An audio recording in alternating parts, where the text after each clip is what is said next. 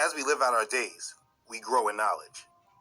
It's always a mistake to partake in customs and celebrations that we do not know the history of. Embracing traditions that we do not know the history of can often lead us in celebrating false deities and make us out to be hypocrites to what we truly believe.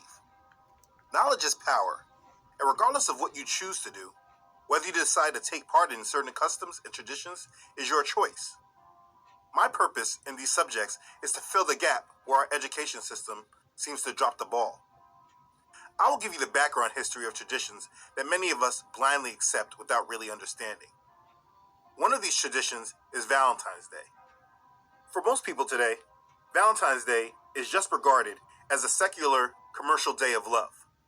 A date where people show their significant other that they love them, because someone else did a long time ago, and it just grew in acceptance over time. Basically, because days like Valentine's Day just show up on our calendar, and the retail big businesses start marketing to us, we just accept this day and look at it as harmless and partake in it. I mean, Valentine's Day is a huge day for business. It is estimated that in America alone, the country as a whole spends an average of $18.5 billion on Valentine's Day every year. But if you ask people why, you would most likely receive silence as an answer. Everyone knows that we celebrate love on Valentine's Day, but most people don't know exactly why we do and why it's even called Valentine's Day.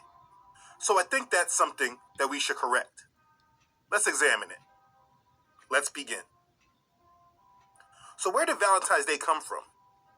Many people think that it's just one of those American holidays that we just partake in. It's just something that we as Americans do. But the celebration of Valentine's Day is not American. Others like to believe that it is a Christian holiday because it was named after a Christian saint by the Roman Catholic Church. But the truth is that Valentine's Day was made by the Roman Catholic Church to Christianize the pagan celebration of Lupercalia. Lupercalia was one of the most ancient Roman festivals, which was celebrated every year in honor of Lupercus, the god of fertility, also known as the god Faunus. This festival, which celebrated the coming of spring, included fertility rites, orgies, fornication, sex with minors, drunkenness, and other activities like the pairing off of women with men by lottery. Lupercalia was a fertility festival dedicated to Faunus, as well as to the founders of Rome, Romulus and Remus. During this time, the winter solstice is long gone, and the pagans are now seeing that the days are getting gradually longer. This was one of the most important fertility festivals for pagans. The festival was held on the 15th of February in the Lupercal, where Romulus and Remus were said to have been nurtured by the she-wolf. The place contained an altar and a grove sacred to the god Lupercus. In Lupercal, the Luperci, who were the priests, assembled on the day of Lupercalia and sacrificed goats and dogs. These animals were known for their strong sexual instinct, making them most appropriate sacrifices to the god of fertility. Then the Luperci cut thongs from the skins of the sacrificial animals and ran in two bands around the Palatine Hill. They would whip any woman who came near them. A blow from the thong was supposed to make a woman fertile. It's said that young women would actually line up for the men to hit them. Now, if you just dig a little deeper, you can understand further what is being celebrated. Lupercalia is believed to be connected to the ancient Greek festival of Arcadian Lycaea and the worship of Pan. Lupercalia is the Roman form of worship of the Greek god Pan. Pan can be traced to the sun god Baal. He is the horned god. And we know Baal is none other than Nimrod. Nimrod was the original Lupercus. The Lupercalia, the festival of the Romans, held during the time we know today as Valentine's Day, was a festival to honor Nimrod, just in this Roman form. This is paganism. In ancient pagan Rome, the month of February was sacred to Juno Februata, the goddess of the fever of love. Juno Februata was also the goddess of women and of marriage.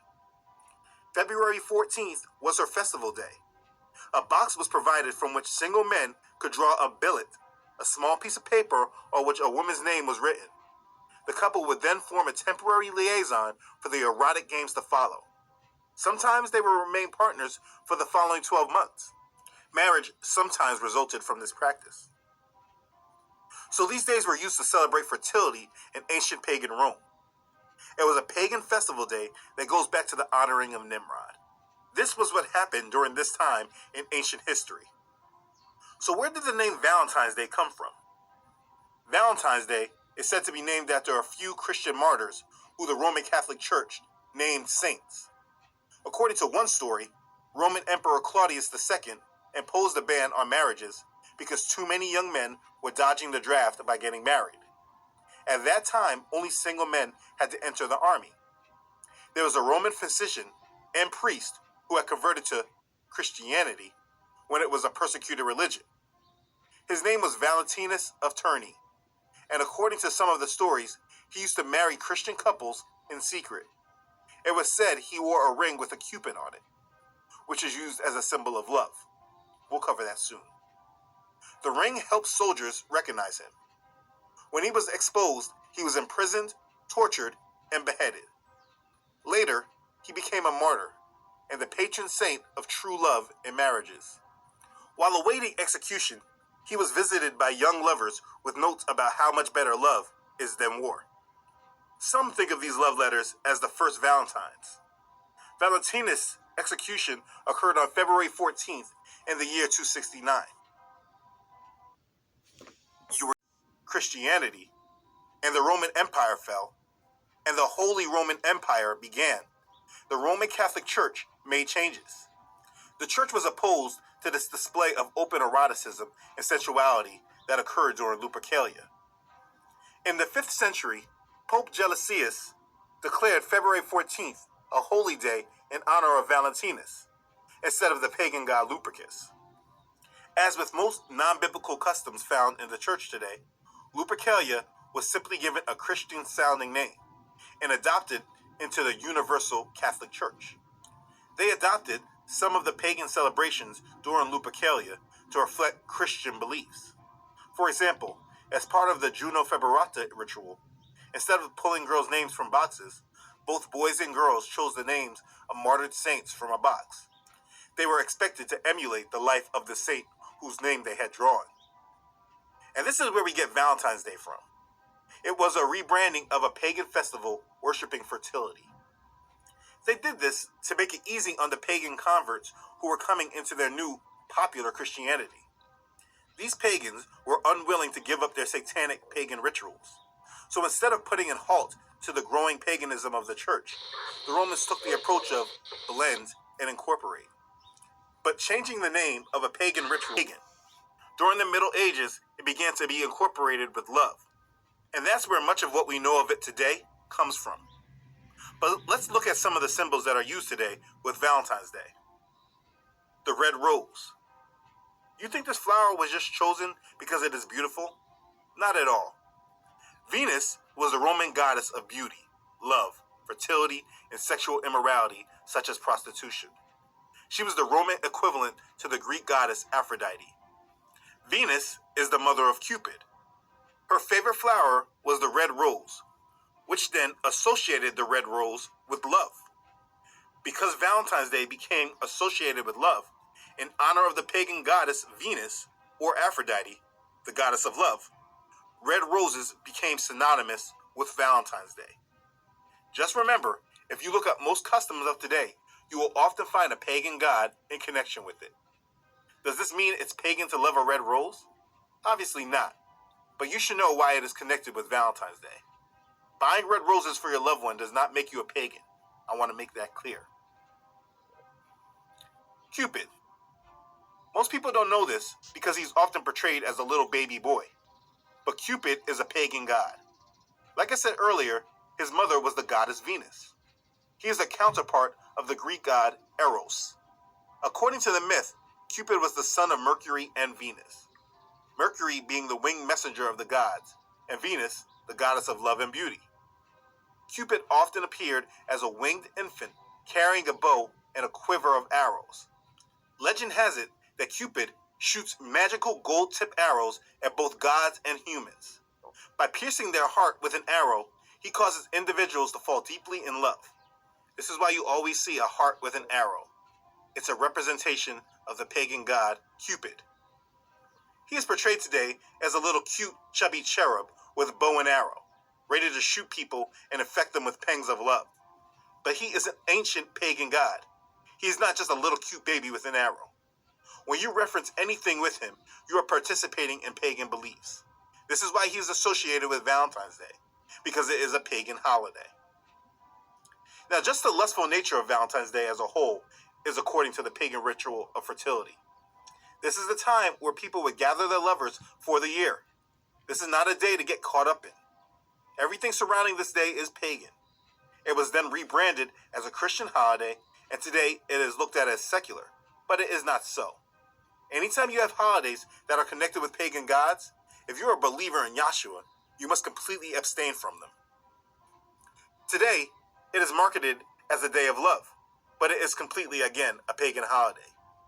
Many of its customs and practices have changed and evolved over time. But at the heart, it's all about pagans and their gods, a way of celebrating them. It goes back to Nimrod. It's very easy to get lost in the crowd and just partake in it, because that's what the majority is doing. Because they make it seem as if it's secular and does not have any deity attached to it. It's just about love and fun. But a simple understanding of Cupid clearly shows that that's not true. For a believer in Yahshua, we are called to be set apart from the world, not following the crowd. We are not to be of this world. Jeremiah chapter 10 verse 2 says, "Do not learn the way of the Gentiles." We are to learn the ways of our Father. We should not follow pagan activities just because the world makes it easier for us to do so. The Apostle Paul tells us in Colossians chapter 2 verse 8, "See to it that no one makes a prey of you through philosophy and empty deceit, according to the tradition of men, according to the elementary matters of the world, and not according to Messiah." We must protect ourselves from the ways of this world.